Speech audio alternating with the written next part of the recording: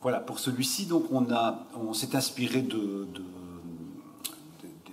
la matière industrielle qu'il utilisait. Et donc voilà, étant donné qu'on joue aussi avec un ordinateur dans lequel on fait des boucles et voilà, je lance et on joue dessus, ben voilà, on a traité avec des sons industriels, on a essayé de faire des boucles différentes et on a écrit un morceau qu'on a appelé Blues for Roy et ben, sur lequel on a joué, on a un peu construit avec toute cette matière industrielle, sonore qui tourne derrière nous. Tu as tout dit, ça. J'ai tout dit.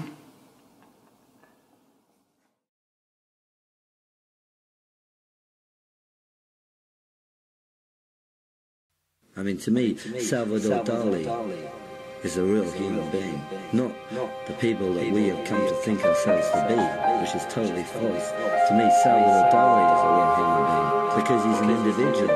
Only saving grace that this nonsense continues is the fact that it is available to any idiot who can spend 3 weeks saving over a guitar is up there, not just some shitty rock group trying to think their way through. We're trying to make some difference here. You know, I'm sick of people saying, do you really think that music can change the world? Of course it can't. It could be a chink in the blind, you know.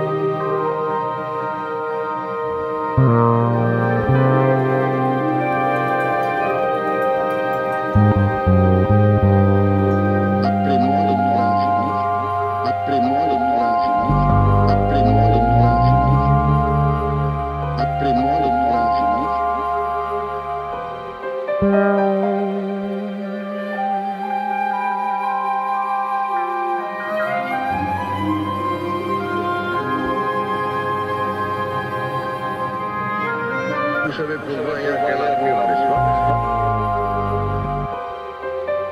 Vous savez pourquoi il y a quel avenir, n'est-ce pas? J'aime beaucoup les gens. Ici, on n'aurait pas de ça, je sais pas, je verrais même un bouton, n'est-ce pas? Un pot de chambre, n'importe quoi.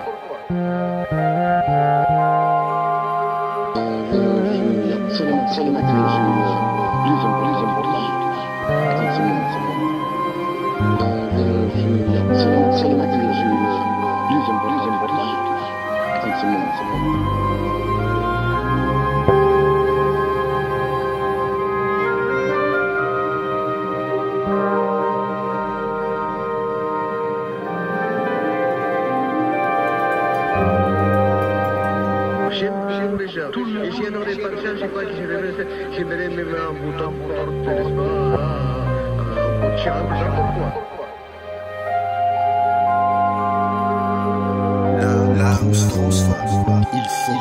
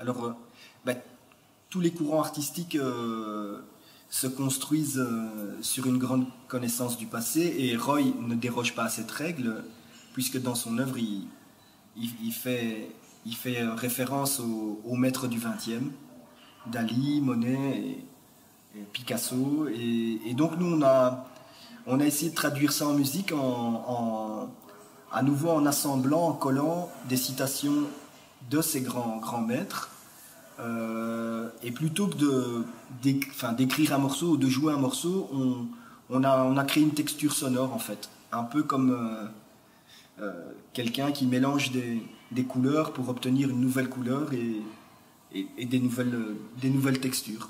Voilà, d'approcher le son comme un matériau en fait. Santo ? Parfait. T'as tout dit.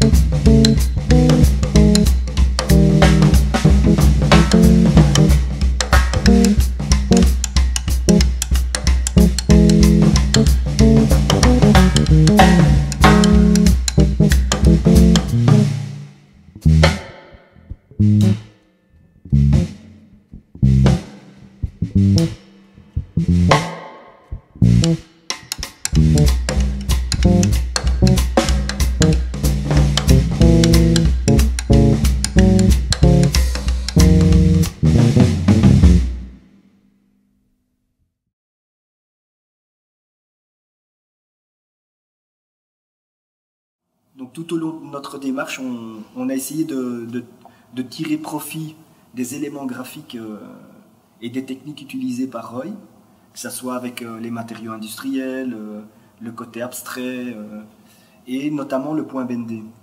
Et donc, on a cherché un thème du répertoire jazz d'un très grand compositeur du bebop qui était Thelonious Monk. Et Monk, en fait, comme la plupart des contemporains de son époque, utilisait des morceaux de la période classique, en tout cas dans leur structure et leur contenu harmonique, et écrivait une nouvelle mélodie. Et il a écrit une mélodie d'un thème qui s'appelle Evidence, qui initialement est Just You, Just Me. Et il a traité la mélodie de manière très picturale, puisque c'est des petites notes très courtes qui peuvent être pensées comme des points musicaux, en fait. Voilà. Et donc on a dit que ce thème, on trouvait que ce thème illustrait bien le point bendé. Evidence. C'était Evidence. Voilà.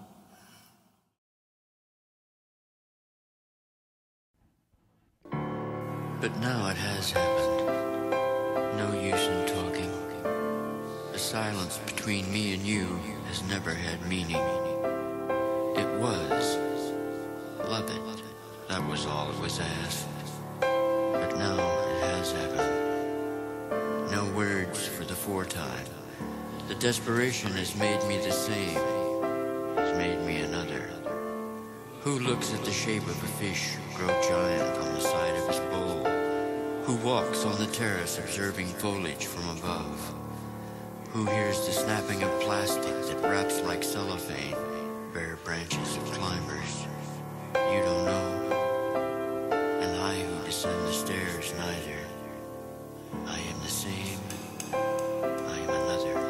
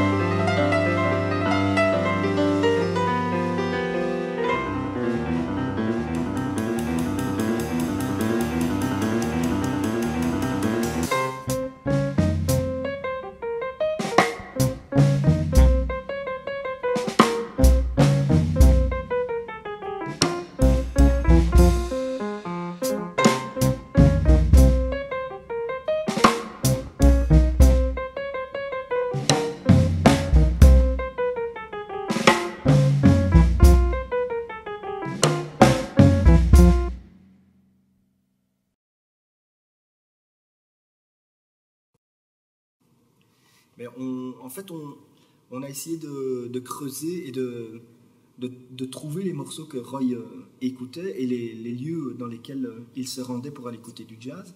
Et il y avait notamment l'Apollo Théâtre. Et donc, on s'est dit, tiens, Ellington était un des musiciens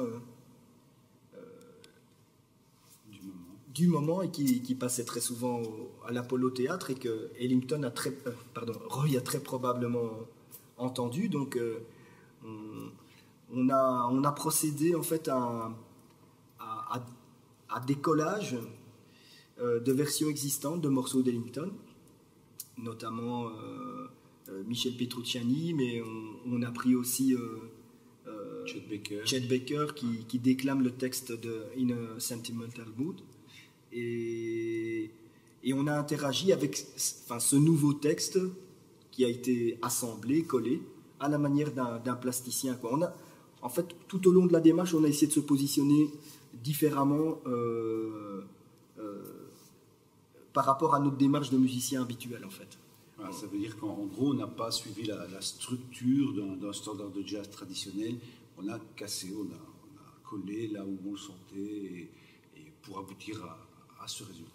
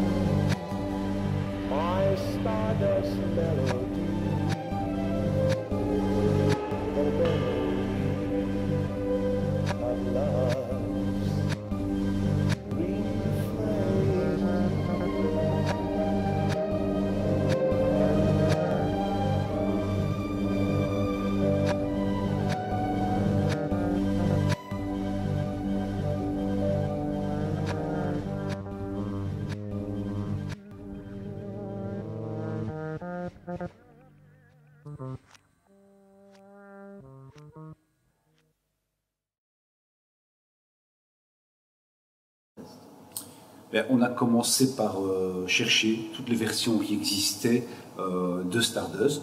Voilà, on s'est inspiré, on a écouté, on a mis de côté, et puis on a essayé de créer des choses autour de ça par rapport à Roy. Voilà. Mais un des points de vue initial, c'est d'essayer de ne jamais jouer le morceau dans sa forme originale et de mettre le focus, par exemple ici, sur l'aspect hanté et rêve que Roy évoque dans le tableau, et on a essayé de rendre ça en musique en collant, en fait, en superposant des versions et en jouant au-dessus de cette version un peu surréaliste, un peu contemporaine, qui nous évoque le rêve, en fait.